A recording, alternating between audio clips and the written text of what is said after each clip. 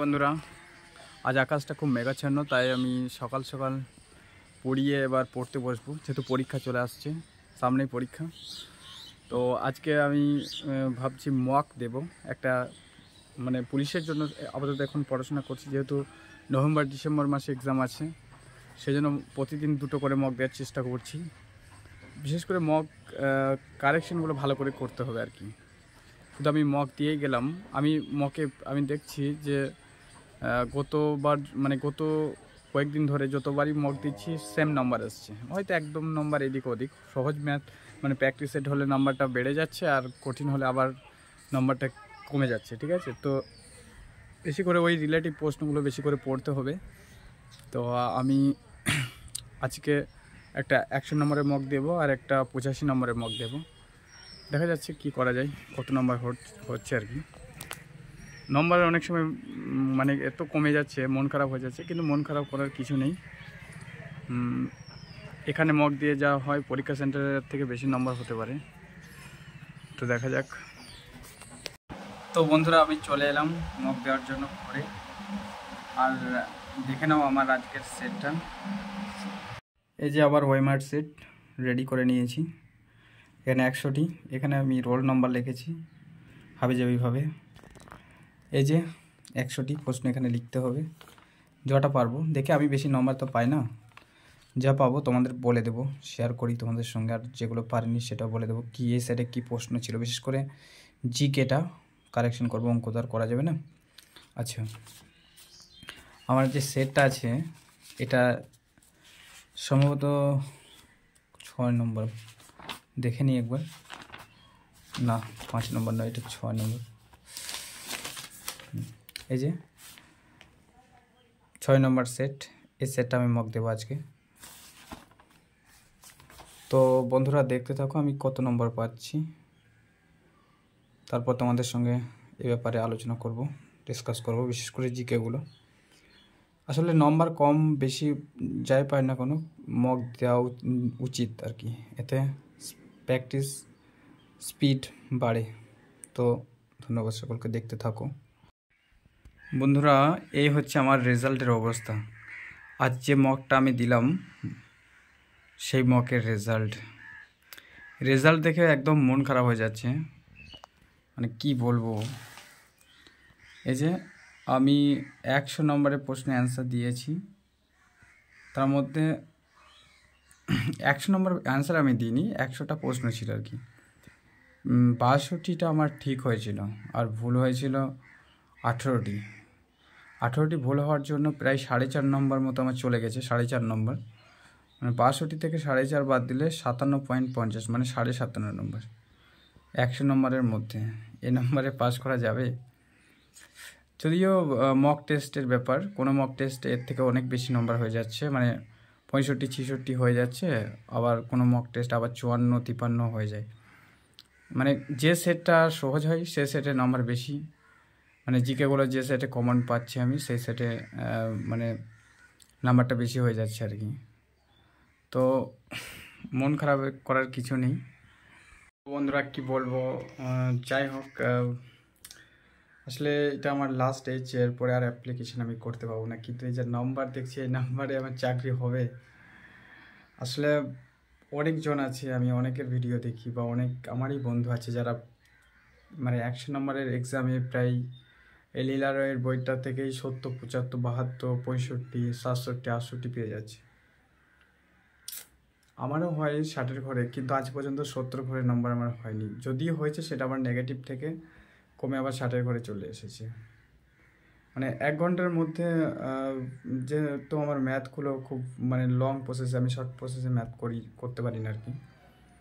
বেশিরভাগ ম্যাথই আমাকে লং প্রসেসে করতে হয়, যার জন্য সময়টা চলে যাচ্ছে আর কি। যাই হোক, সব সেটের সমান এক্সাম নম্বর আসবে না, কোনোটা 65-র উপর আসবে, 62-র উপরে আসবে, আবার কোনোটা 50-ও আসবে, কোনোটা 45-ও চলে আসবে। মন ভাঙার কিছু নেই এখানে, সেট দিতে হবে। আর যদি সেট নাম্বারের জন্য যদি সেটটা বন্ধ করে দিই তাহলে আরও খারাপ হবে। তবে যাই হচ্ছে, একটু পড়লে, এখনো যেহেতু পরীক্ষা দেরি আছে, পড়লে আমার মনে হয় ভালো কিছু করা যাবে। দেখা যাক। যদি প্রশ্ন ফাঁস না হয়। সমস্ত কিছু মানে ঈশ্বরের উপর ভরসা। মক দেওয়ার থেকে আমার মনে হয় সব থেকে বেশি ওই যে রিলেটিভের প্রশ্ন থাকছে মুখে, সেই রিলেটিভের মানে একটা থাকলে আরও 10টা মুখস্থ করা, তাহলে বেশি ভালো হবে। তো আজকে আমার এই সেটের যে প্রশ্নগুলো, জিকে প্রশ্নগুলো ছিল, যেহেতু ম্যাথ রিজনিংগুলো সলিউশন করা সম্ভব নয়, বোর্ড নেই সেরকম, তাই মানে ওই জিকেগুলো নিয়ে আমি ডিসকাস করে দিচ্ছি কী ধরনের জিকে ছিল। তো বন্ধুরা আমার এই ব্লগটা দেখতে থাকো। বন্ধুরা আমার সেটের যে সমস্ত জিকেগুলি ছিল, যেহেতু বইটা অনেক পুরানো, তাই যেগুলি মনে হচ্ছে এখন বর্তমানে ইম্পর্টেন্ট সেগুলোই বলছি। যেমন তৃতীয় শ্রেণীর লেভারের উদাহরণ কি? তৃতীয় শ্রেণীর লেভারের উদাহরণ এটা চিমটে হবে, কিন্তু আমি ভুল করেছিলাম। এককবিহীন রাশি কি রাশি কোনটি? এটা আপেক্ষিক গুরুত্ব। এককবিহীন রাশি কোনটি হবে? এটা আপেক্ষিক গুরুত্ব হবে। আচ্ছা, সিএনজি কি? সিএনজি হলো একটা গ্যাসের নাম। আর ভালকানাইজেশন কি ব্যবহার করা হয়? এটা সালফার অ্যান্সার হবে। আচ্ছা, এখানে যে জার্মান সিলভার বলেছে ওটা ইম্পর্টেন্ট ছিল।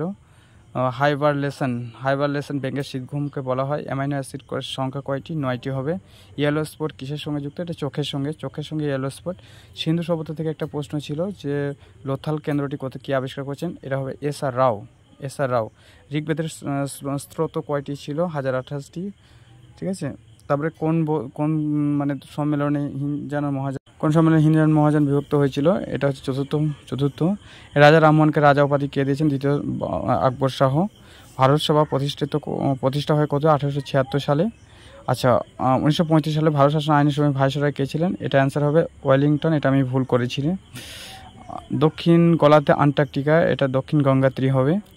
আচ্ছা, পশ্চিমবঙ্গে কতগুলি রাজ্য সীমানা? 5টি রাজ্য। এটা খুব ইম্পর্টেন্ট, আবার সহজও। আচ্ছা, তেহরি বাঁধটি নিম্নলিখিত কোন নদীর তীরে অবস্থিত? এটা ভাগীরথী নদীর তীরে অবস্থিত তেহরি বাঁধ। এটা এসেছিল এক প্রিভিয়াস ইয়ারে। তারপর এখানে নিম্নলিখিত জলপ্রপাত কাবেরী নদীর উপর অবস্থিত কোনটা? শিব সমুদ্র জলপ্রপাত। যাই হোক, আর কোন প্রণালী আটলান্টিক মহাসাগর ও প্রশান্ত মহাসাগরের সঙ্গে যুক্ত? ব্যারিং প্রণালী হবে। ওটা তো বললাম একটু আগে, তেহরি বাঁধটা। তারপরে কত বছর বয়সে শিশুদের ঝুঁকিপূর্ণ স্থানে কাজ করার? এটা 14 বছর।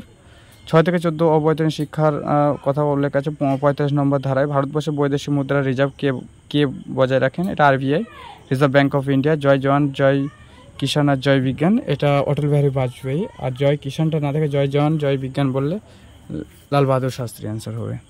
এশিয়ান ডেভেলপ এডিবি এর মানে সদর দপ্তর এটা ম্যানিলা, ফিলিপাইন্সের ম্যানিলা। আচ্ছা, রিটা সংবাদ এজেন্সি কোন দেশে অবস্থিত? রাশিয়া। আচ্ছা, দিল্লি কেন্দ্রশাসিত অঞ্চলটির রাজ্য পাখির নাম কি?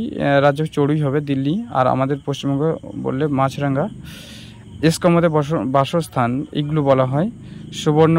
সুবর্ণলতা গ্রন্থটি রচিত আশাপূর্ণা দেবী। এখানে নিম্নলিখিত কোন উপন্যাসটি সমরেশ মজুমদারের একাডেমি পুরস্কারের? এটা সমরেশ মজুমদারের কালবেলা। এভাবে উক্তি থেকে অনেক প্রশ্ন এসেছিল। তারপর তারিখগুলো ইম্পর্টেন্ট ছিল। ঠিক আছে, এগুলো পড়তে হবে। তো বন্ধুরা, যতটা পারলাম আমি ডিসকাস করলাম। আসলে এইভাবে জিকেগুলো পড়তে হবে আর কি। রিলেটিভ একই ধরনের জিকে, মানে তারিখ থেকে যেমনি এসেছে সেরকম একটা তারিখ থেকে এসেছে, তো আদার্স অন্যান্য তারিখগুলো ডেটগুলো পড়ে নিতে হবে। এবার কোন ডেটটা এক্সামে আসবে সেটা তো কেউ বলতে পারবে না। তো আমি প্রত্যেক দিন 2টো করে সেট দেবো, কিন্তু প্রতিদিন 2টো করে সেটের ভিডিও আকারে দেওয়া সম্ভব নয়। আসলে সবার মতো এইভাবে ভিডিও বানানো, মানে খাওয়া পড়া রান্না করা, তারপরে ঘর পরিষ্কার করা, এইগুলো তো ভিডিওর মাধ্যমে দেখানো সম্ভব নয়। কীভাবে পড়তে বসছি, যেহেতু আমার এক্সাম আছে, খুব ব্যস্ততার মধ্যে কাটাতে হয়। তবে প্রতিদিন একটা করে সেটের, যদিও আমি প্রতিদিন 2টো করে মক টেস্ট দিই, একটা করে সেটের মক টেস্টের মানে কত নম্বর হচ্ছে আমি তোমাদের সঙ্গে শেয়ার করব। আর প্রতিদিন একটা করে সেট আমি এইভাবে দিয়ে ভিডিওতে ছাড়বো আর কি। তো আমার এই ব্লগটা যদি ভালো লেগে থাকে তাহলে আমার চ্যানেলটিকে সাবস্ক্রাইব করবেন।